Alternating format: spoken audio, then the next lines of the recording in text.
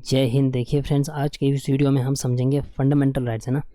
Fundamental rights के article number right to equality में, जिसमें हमने article number 14, 15 and 16 already upload हो चुके हैं। आप जाके प्लेलिस्ट में चेकआउट कर सकते हैं ना फ्रेंड्स। आज करेंगे हम राइट टू इक्वलिटी के दो आर्टिकल बचते हैं ना, 17 एंड 18, जो है abolition of untouchability and abolition of titles, है ना। इसके बाद आते हैं फ्रेंड्स राइट टू फ्रीडम, है ना, जो आर्टिकल नंबर 19 to 29 है ना, जिसमें आर्टिकल नंबर 19 है फ्रेंड्स, प्रोटेक्शन ऑफ 6 राइट्स। आज हम यहीं तक करेंगे, बट बार बार की तरह आप अपने साथ हमेशा हार्ड कॉपी खोल के रखिए। जहाँ पे भी इंपॉर्टेंट पॉइंट लगे ना, आप जाके हाईलाइट करिए। फिर बाद में आप किताब को एक बार पढ़ने के बाद कई बार आपको रिवीजन करना होगा ना फ्रेंड्स। दैट्स वाई आपको हमेशा अपने पास हार्ड कॉपी खोल के रखना है। चलिए आज के टॉपिक शुरू करते हैं एक एक करके। आई होप आपने किताब आगे खोल रखा होगा ना। आर्टिकल नंबर 17 है ना फ्रेंड्स, ये किससे रिलेटेड है? एबॉलिशन ऑफ अनटचेबिलिटी, है ना। आप खुद समझ सकते हो अनटचेबिलिटी, है ना। आर्टिकल 17 क्या कहते हैं? Abolition of untouchability and forbid it's practice in any form. किसी भी तरीके के, है ना, अनटचेबिलिटी नहीं होना चाहिए ना। अगर किसी भी तरीके के अनटचेबिलिटी हो रहा है ना फ्रेंड्स, तो क्या होगा? पनिशेबल दे दी जाएगी in accordance with the law, कानून के हिसाब से, है ना। अब ये जो अनटचेबिलिटी है ना फ्रेंड्स, इसको लेके एक एक्ट पास होता है, अनटचेबिलिटी ऑफेंसेस एक्ट ऑफ 1955, है ना। ये जो अनटचेबिलिटी है ना, तो इसका नाम बदल के रीनेम की जाती है protection of civil rights act of 1955। आप ये याद रखिए ना। बाकी इसमें कुछ नहीं है, बस आर्टिकल 17 किससे रिलेटेड है? तो अनटचेबिलिटी, है ना। किसी भी तरीके की अनटचेबिलिटी नहीं होनी चाहिए। तो ये सुप्रीम कोर्ट क्या कहता है ना फ्रेंड्स, अनटचेबिलिटी को लेके, the supreme court held that the rights under article 17 is available against private individuals. ये प्राइवेट इंडिविजुअल्स के लिए भी है, आप ये याद रखिए ना। And it is constitutional obligation. अगर कोई आपके साथ, मतलब कोई किसी के साथ अनटचेबिलिटी कर रहे हैं ना, of state to take necessary action to ensure that this right is not violate, है ना। ये जो राइट है ना, आर्टिकल नंबर 17, ये वायलेशन नहीं होना चाहिए। अगर किसी तरीके की अनटचेबिलिटी हो रहा है ना, तो क्या करेगी? स्टेट जाके एक नेसेसरी एक्शन ले सकती है ना। ये है आर्टिकल नंबर 17। आर्टिकल 17 आप खुद समझ सकते हो। इसके बाद है फ्रेंड्स आर्टिकल नंबर 18। अब ये जो आर्टिकल नंबर 18 है ना फ्रेंड्स, ये है एबॉलिशन ऑफ टाइटल्स, कि except military and academic distinction को लेके। जैसे आपने देखा होगा डॉक्टर, प्रोफेसर, या मिलिट्री डिस्टिंक्शन में आपने देखा होगा कॉलोनियल, ब्रिगेडियर, है ना। Except military and academic distinction को लेके रेस्ट किसी भी तरीके के टाइटल्स नहीं होना चाहिए ना, एबॉलिश की जाती है आर्टिकल नंबर 18 के हिसाब से। क्या किस में आप देखिए एक एक पॉइंट करके। It prohibits the state from conferring any title except a military और एकेडमिक डिस्टिंक्शन, है ना। खाली मिलिट्री और एकेडमिक को लेके किसी भी टाइप के टाइटल्स नहीं होनी चाहिए on any body, whether citizen और ए फॉरेनर। इवन कि फॉरेनर को भी अलाउ नहीं है फ्रेंड्स, आप देखिए।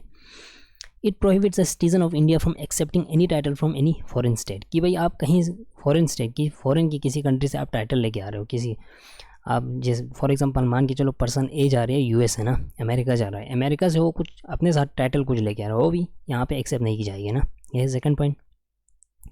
थर्ड पॉइंट क्या है ना फ्रेंड्स, एबॉलिशन ऑफ टाइटल के अंदर, a foreigner holding any office of profit or trust under state can not accept any title from any foreign state without the consent of the president, है ना। हमारे राष्ट्रपति के बिना, है ना, कंसेंट पे कोई फॉरेनर यहाँ पे किसी ऑफिस के अंदर काम करता होगा। जैसे कोई फॉरेनर होगा, पर्सन ए मान के चलो, है ना। पर्सन ए होगा यूनाइटेड स्टेट्स ऑफ अमेरिका में। आपको क्या कर रहे हैं इंडिया में, यहाँ किसी ऑफिस में ठीक ठाक लेवल के ऑफिसर, है ना, आप मान के चलो फॉर एग्जांपल के लिए, वो अपना टाइटल यहाँ नहीं ले सकते हैं। वो तब ले सकते हैं जब हमारा प्रेसिडेंट कंसेंट होगा ना। प्रेसिडेंट के कंसेंट में वो अपना टाइटल ले सकते हैं। ये आपके point number 3।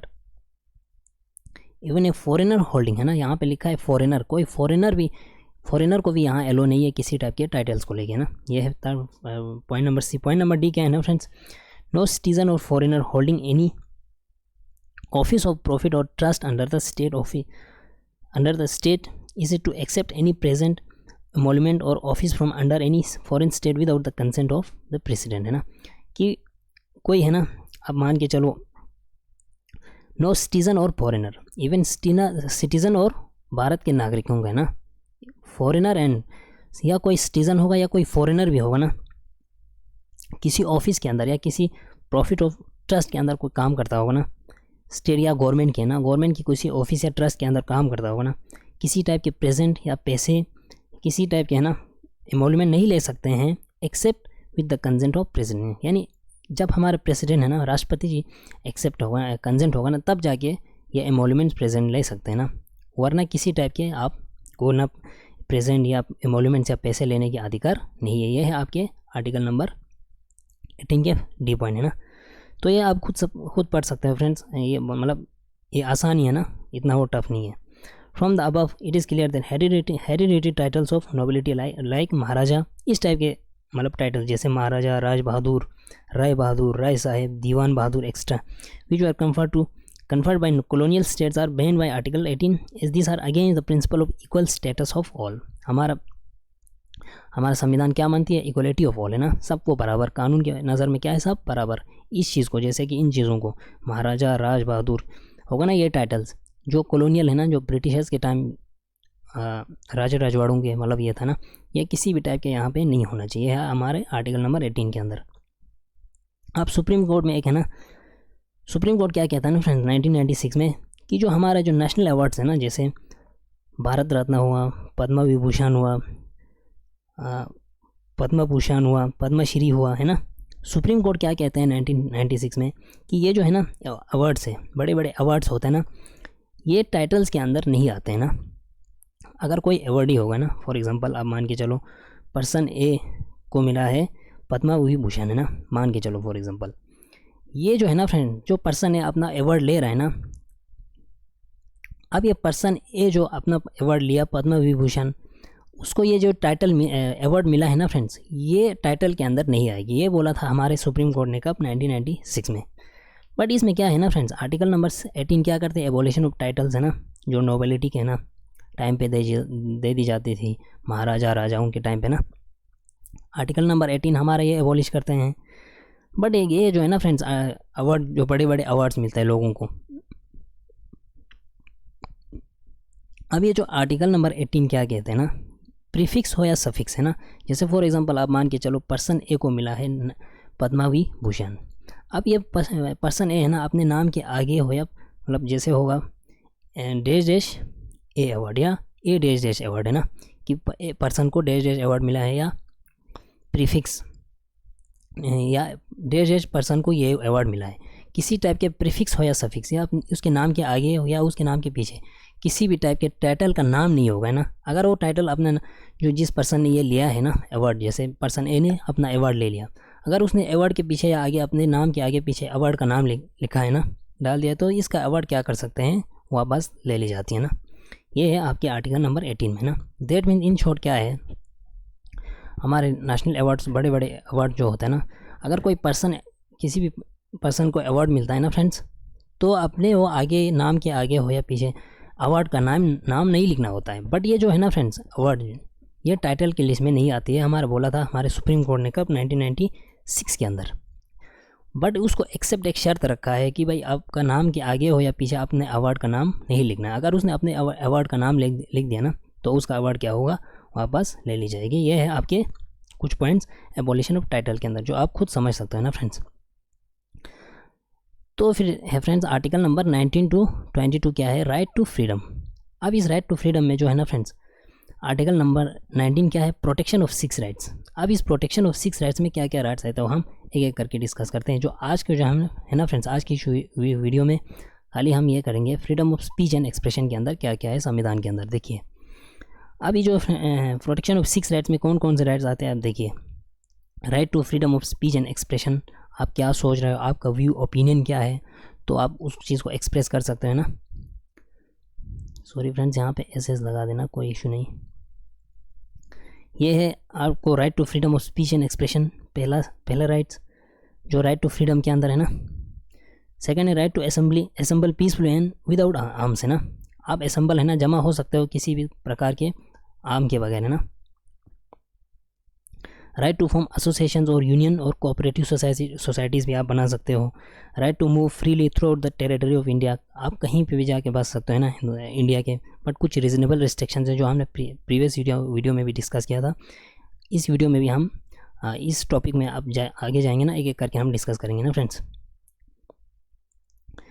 Right to reside and settle in any part of the territories of India, आप किसी कंट्री के किसी पार्ट में भी जाके आप बस सकते हो, सेटल हो सकते हो ना। Right to practise any profession, to carry on any occupation, trade और बिजनेस आप कर सकते हो। ये भी एक फंडामेंटल राइट है जो किस में आता है, राइट टू फ्रीडम है ना, जो आर्टिकल नंबर 19 में आते हैं, जो क्या है, प्रोटेक्शन ऑफ 6 राइट है ना फ्रेंड्स। ये है आपके 6 राइट्स। ओरिजिनली जब आर्टिकल नंबर 19 में कितने राइट्स हैं ना फ्रेंड्स, ओरिजिनली 7 राइट हुआ करता था ना। वो पहला जो 6 राइट हमने डिस्कस किया था ना friends, right to freedom of speech and expression, right to assemble peacefully without arms, right to form associations और union of cooperative societies, right to move freely throughout the territory of India, right to reside and settle in any part of territory of India, right to practise any profession or to carry on any occupation, trade और business. ये हुआ आपके कुछ 6 fundamental rights. But originally जब हमारे संविधान बना रहा था ना फ्रेंड्स, संविधान बन के तैयार हुआ, तब कितने राइट्स थे इसके अंदर, 7 राइट्स थे। वो कौन सा राइट था, holding and dispose of property was delete है ना। होल्डिंग ऑफ प्रॉपर्टी को डिलीट की गई कब, 44th constitutional amendment act of 1978। आप ये याद रखिए, इंपॉर्टेंट है किसी भी छोटे मोटे एग्जाम्स के लिए। ओरिजिनली कितने राइट्स है, 7 राइट्स है ना। 6 राइट जो हमने ऊपर डिस्कस किया, और एक राइट थे holding of property, dispose of property, जो डिलीट की गई कब, 44th अमेंडमेंट एक्ट ऑफ 1974 है ना, 78 sorry. These 6 rights are protected against only state action. अब ये जो हमने 6 राइट्स ऊपर पढ़ा था ना फ्रेंड्स, प्रोटेक्शन ऑफ 6 राइट्स है ना, ये आपको खाली किस से प्रोटेक्ट करेगी, स्टेट एक्शन से है ना, नॉट एंड प्राइवेट इंडिविजुअल्स। अगर आप प्राइवेट इंडिविजुअल्स किसी के साथ है ना, ये जो राइट्स है ना 6 राइट किसी के साथ ऊपर नीचे होता होगा ना, स्पीच को लेके, एक्सप्रेशन, ये स्टेट आपको इसमें कोई अपना हाथ नहीं बढ़ाएगा ना। यहाँ पे खाली कौन किसके आपको प्रोटेक्शन करेगी, स्टेट, यानी गवर्नमेंट आपको किसी भी तरीके की ये जो 6 राइट के राइट से वायलेट कर रहे हैं ना फ्रेंड्स, तब जाके आपको ये प्रोटेक्ट करेगी। Moreover, these rights are available only to citizens and to shareholders of the company, but not to foreigner or legal person like companies or corporation extra है ना। बट ये जो 6 राइट्स है ना फ्रेंड्स, ये खाली किन के लिए है, हमारे भारत के नागरिकों के लिए और share holders of the company. जैसे फॉर एग्जांपल एक कंपनी होगा, कंपनी ए है ना, मान के चलो, इसका शेयर होल्डर कोई होगा, एक होगा यूएस से, एक होगा इंडिया से। अब ये जो पर्सन आते हैं ना, शेयर होल्डर्स के पर्सन, इनको बचाएगी खाली सिटीजन्स और share holders of the company. Rest foreigners हो, कोई लीगल पर्सन हो जैसे कंपनीज, कॉर्पोरेशन, इनको ये राइट्स नहीं है ना। कौन से, प्रोटेक्शन ऑफ 6 राइट्स। अब इसमें क्या है ना friends, the state can impose reasonable restrictions on the enjoyment of this 6 rights only on the grounds mention in the article 19 itself and not on any other grounds है ना। अब है ना फ्रेंड्स, स्टेट यानी हमारा गवर्नमेंट है ना, कुछ रीजनेबल रिस्ट्रिक्शन डाल सकते हैं। ये जो प्रोटेक्शन ऑफ 6 राइट्स है ना, हमने डिस्कस किया था, जैसे right to freedom of speech and expression, ये जो 6 राइट्स है ना, इसमें स्टेट गवर्नमेंट यानी कुछ रीजनेबल रिस्ट्रिक्शन आपको ज़रूर डाल सकते हैं, जो आर्टिकल नंबर 19 के अंदर आते हैं ना। रेस्ट आर्टिकल नहीं, जो आर्टिकल नंबर 19 के अंदर आते हैं ना, वहाँ पे स्टेट कुछ रीजनेबल रिस्ट्रिक्शन ज़रूर डाल सकते हैं, क्योंकि नेशनल सिक्योरिटी का मामला है। जैसे for example right to freedom of speech and expression, कोई बाहर के कंट्री के पर्सन यहाँ पे आके है ना, हमारे कंट्री के अंदर आके कुछ अपना कुछ उल्टा सीधा बोल देंगे ना, तो ये थोड़ी ना चलेगा है ना। दैट्स वाई कुछ रीजनेबल रिस्ट्रिक्शन ज़रूर है ना, ये जो फंडामेंटल राइट के प्रोटेक्शन ऑफ 6 राइट्स के अंदर, जो आर्टिकल नंबर 19 है। अब ये जो है ना फ्रेंड्स, प्रोटेक्शन ऑफ 6 राइट्स के अंदर जो फर्स्ट राइट है ना, ये क्या है, freedom of speech and expression. इसमें क्या क्या है देखिए आप, It implies that every citizen has right to express his views, opinions, beliefs and convictions freely by word of mouth, writing, printing, picturing और any other manner है ना। आपको हर किसी के राइट दे दी गई है, जैसे कि आपका व्यू क्या है, आप क्या सोचते हो, आप मतलब जो आप शब्द बोलने जा रहे हो ना, या आपको लिखित में दे रहे हो, आप प्रिंटिंग करके बोल रहे हो, आप किसी भी टाइप के पिक्चर में अपना है ना व्यू शो कर रहे हो, तो इन चीज़ों में आपको क्या है, राइट टू फ्रीडम है ना। किसी भी टाइप के आपको रिस्ट्रिक्शंस नहीं है। बट इसमें है ना फ्रेंड्स, कुछ रीजनेबल रिस्ट्रिक्शन ज़रूर देते हैं, वो क्या है हम नीचे देखेंगे। Supreme court held that freedom of speech and expression includes, क्या क्या आते हैं देखिए, right to propagate one views as well as views of others. आप अपना व्यू जो है ना दूसरों को प्रोपेगेट कर सकते हो। फ्रीडम ऑफ प्रेस है ना, प्रिंटिंग प्रेस आप कर सकते हो। फ्रीडम ऑफ कमर्शियल एडवर्टीजमेंट, जैसे आप दुकान के ऊपर बड़े बड़े बोर्ड होते हैं ना, आप डाल सकते हो। Right against tapping of telephonic conversation है ना, टेलीफोन पे है ना, आप वो खुद समझ सकते हो, इसमें आपको राइट है, right to telecast that is government has no monopoly on electronic media. That means आप अपना है ना न्यूज़ मीडिया अपना खोल सकते हो, गवर्नमेंट का कोई मोनोपोली नहीं है। जैसे आप अगर चाइना में जाएंगे ना, वहाँ पे ग्लोबल टाइम्स उनका ये है ना, नेशनल न्यूज़ है ना, इस तरह के हमारे यहाँ पे कोई नहीं। आप अपना न्यूज़ चैनल खोल सकते हो, टेलीकास्ट कर सकते हो। गवर्नमेंट का यहाँ पे कोई मोनोपोली मीन्स सिंगल पावर नहीं है। देखिए आप गवर्नमेंट के न्यूज़ चैनल्स भी हैं और प्राइवेट्स भी है, बहुत सारे हैं ना। राइट अगेंस्ट बंद कॉल बाय पॉलिटिकल पार्टी और ऑर्गेनाइजेशंस है ना, बड़े बड़े पॉलिटिकल पार्टीज बंद के कॉल देते हैं, ये भी राइट है। Right to know about government activities, government के काम के ऊपर आपको जानने के लिए राइट है। फ्रीडम ऑफ साइलेंस है। Right against imposition of pre censorship on A newspaper, कि भाई आप इम्पोज कर सकते हो कि न्यूज़ में क्या आप प्रिंट होने वाले, इस चीज़ में आप क्या इसके अगेंस्ट राइट है ना। राइट टू डोमिनिस्ट्रेशन और पैकेटिंग है ना, but not right to strike, ये आप देखिए, but not right to strike है ना, ये आर्टिकल ये फ्रीडम नहीं है हमारे यहाँ पे ना फ्रेंड्स। बट आपको डोमिनिस्ट्रेशन करने की राइट है किसी भी पैकेटिंग को लेके। जैसे कोई कंपनी है ना, कोई कुछ ऊपर नीचे करता होगा ना, वहाँ जाके आप डोमिनिस्ट्रेशन कर सकते हो, बट स्ट्राइक की राइट नहीं है ना। तो ये freedom of speech and expression है फ्रेंड्स, आप खुद समझ सकते हो, इतना मतलब मुश्किल भी नहीं है ना, खुद पढ़ सकते हो ईजिली। बट है ना फ्रेंड्स, यहाँ पे क्या देखिए the state can impose reasonable restrictions on the exercise of freedom of speech and expression on the grounds of sovereignty and integrity of India. अगर आप freedom of speech and expression of है ना, कुछ freedom of speech and expression के अंदर state जो है ना, हमारा गवर्नमेंट कुछ रीजनेबल रिस्ट्रिक्शन आप हमारे ऊपर इम्पोज कर सकते हैं। किसको लेके? हमारा sovereignty and integrity of the nation. अगर हमारे नेशन के इंटीग्रिटी के लिए कहीं से कुछ प्रॉब्लम हो गया ना, इस बात को लेके कुछ रीजनेबल रिस्ट्रिक्शन तो बनता ही है ना friends. Security of the state, हमारे नेशनल सिक्योरिटी का अगर कुछ मामला होगा तो। Friend relation with foreign states, अगर फॉरेन स्टेट्स के साथ हमारा कुछ ऊपर नीचे हो जाता है ना प्रॉब्लम्स, तो उस चीज़ को भी रीजनेबल रिस्ट्रिक्शन आप गवर्नमेंट डाल सकती है ना। पब्लिक ऑर्डर को लेके, डिसेंसी और मॉरलिटी को लेके, कंटेम्प्ट ऑफ कोड है ना, कोड के कंटेम्प्ट को लेके, कोड के मतलब साथ कुछ भेदभाव हो जाते हैं ना ऊपर नीचे, इस बात को लेके। Defamation and incitement to an offence है ना, ये इन चीज़ों में सरकार क्या कर सकते हैं, हमारे ऊपर रीजनेबल रिस्ट्रिक्शन डाल सकते हैं। आर्टिकल नंबर 19, आर्टिकल नंबर 19 में बोल रहा हूँ फ्रेंड्स, रेस्ट आर्टिकल नंबर के ऊपर नहीं, ये जो हम आगे जाके एक करके डिस्कस करेंगे। आई होप आपने अच्छे से समझे होंगे ना फ्रेंड्स। ये जो फ्रीडम ऑफ एक्सप्रेशन है ना, freedom of speech and expression, ये प्रोटेक्शन ऑफ 6 राइट्स के पहला है ना पार्ट है। रेस्ट पार्ट हम मिलेंगे नेक्स्ट वीडियो में, अच्छे से डिस्कस करेंगे। बने रहे मेरे साथ, तब तक के लिए जय हिंद, थैंक यू।